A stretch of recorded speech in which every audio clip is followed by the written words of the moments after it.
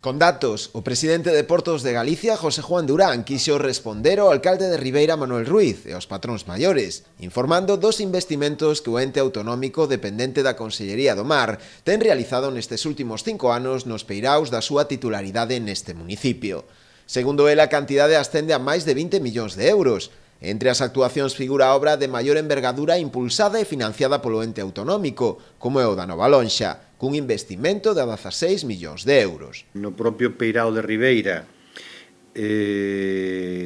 foron 2,5 millóns en este período de tempo, 3-5 anos, e hai 1 millón máis de investimento nos outros peiraos deste concello, como son Aguiño, Castiñeiras, Palmeira e Corrubedo.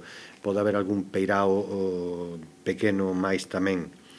E, por suposto, outras actuacións que completan esa cifra.